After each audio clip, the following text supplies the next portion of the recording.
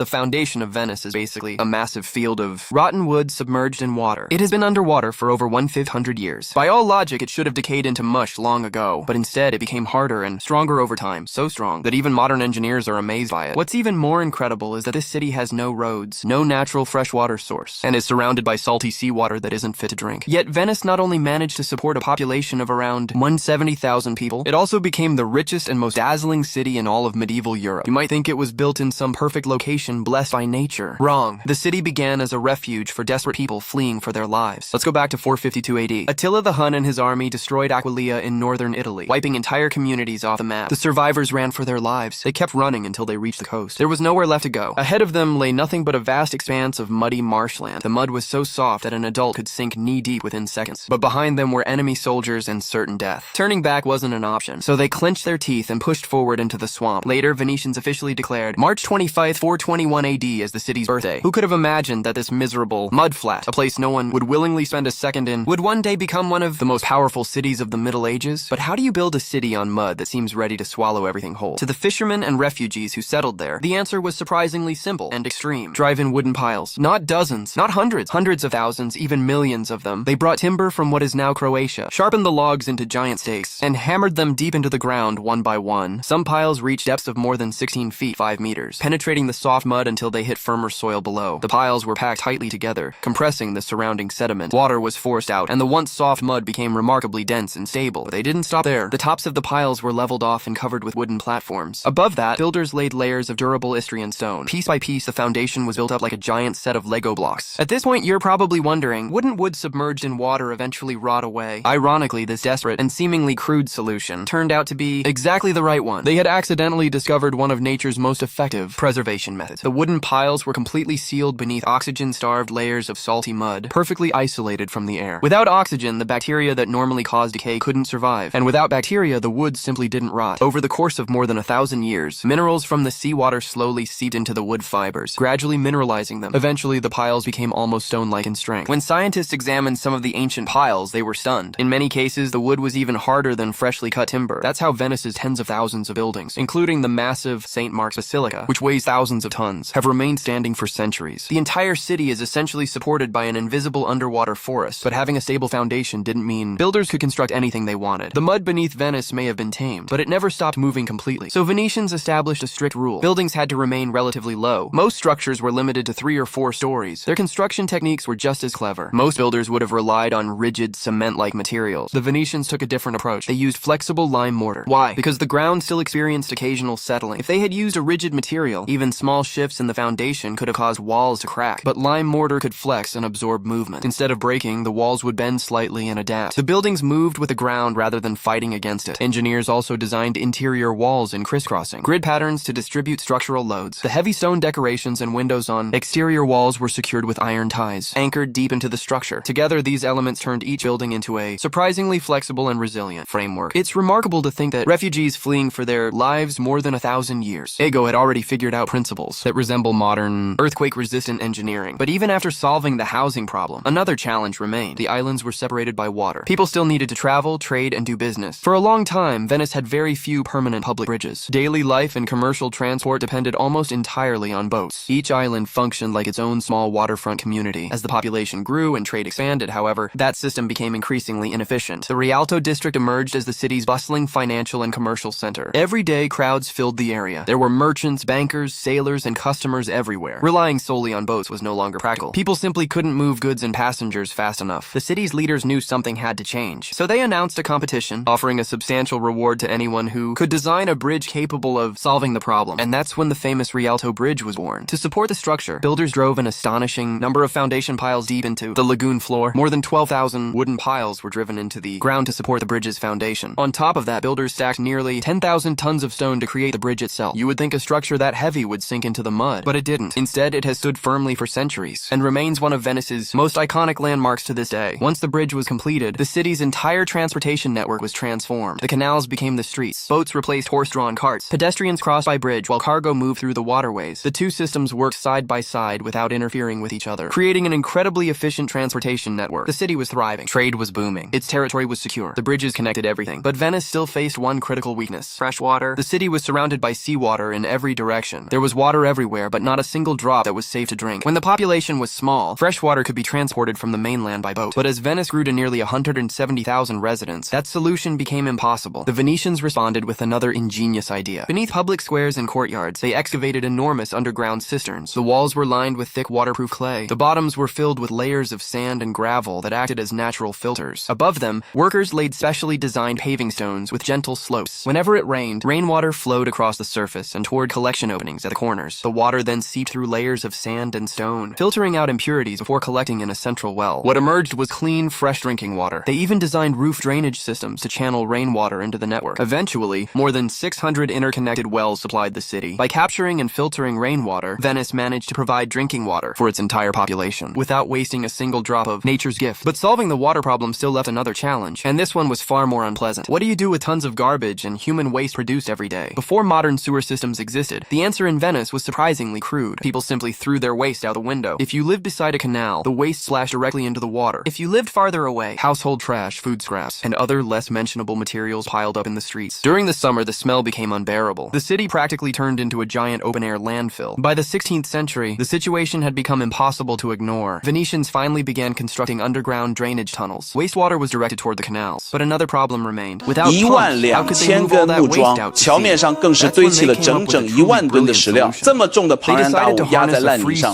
非但没塌，还稳稳当当的站了几百年。直到今天依然是威尼斯的心脏。桥这一通，整座城的经脉瞬间打通了，运河变成了马。At low tide, solid waste settled to the bottom while liquids flowed away. Then when the tide rose, seawater rushed back into the canals, flushing out accumulated waste and replacing it with fresh seawater. This cycle happened twice a day, every single day. In effect, Venice became a giant, self-cleaning sanitation system powered entirely by nature. Even better, the salty seawater helped suppress harmful bacteria, providing a natural layer of sanitation. For a city of 170,000 people, what could have become a massive public health disaster was partially mitigated by the rhythm of the tides themselves. At this point, it might sound as if the Venetians had completely conquered nature, but the story doesn't end there. Reality had one more challenge waiting. Because of groundwater extraction in the past, which compressed the underlying soil combined with a slow movement of tectonic plates, Venice has been gradually sinking. On top of that, rising sea levels caused by climate change have made flooding an increasingly serious threat. To protect this historic city, the Italian government invested billions of euros into a massive flood defense project known as MOSE. The system consists of enormous movable barriers designed to rise during exceptionally high tides and protect Venice from flooding. It was originally intended to be used only occasionally, but in recent years, it has been activated far more frequently than planners expected. The growing threat has led many scientists and engineers to warn that Venice may eventually require even larger and more expensive defenses if sea levels continue to rise throughout the coming centuries. Some long-term projections suggest that future generations could face extraordinarily difficult choices, including the construction of massive protective infrastructure or relocating parts of the city's population and cultural treasures if conditions become severe enough. From a forgotten mudflat where desperate refugees sought safety, to a maritime empire that dominated trade during the Middle Ages, to a modern World Heritage city fighting to survive against rising seas, Venice has lived many lives, and beneath it all, hidden under the water, lies the same forest of wooden piles that has quietly supported the city for more than 500 years. Buried in darkness, sealed away from air and sunlight, those ancient timbers continue to hold their ground. In many ways, they mirror the people who first built Venice, the refugees who retreated into the sea when they had nowhere else to go. The story of Venice reminds us that great civilizations are not always born from perfect conditions. Venice had no natural advantages. Its beginning was not a triumph, but an escape. Yet history shows that what truly determines the fate of a civilization is not the obstacles it faces. It is the determination of the people who refuse to surrender when there is nowhere left to retreat.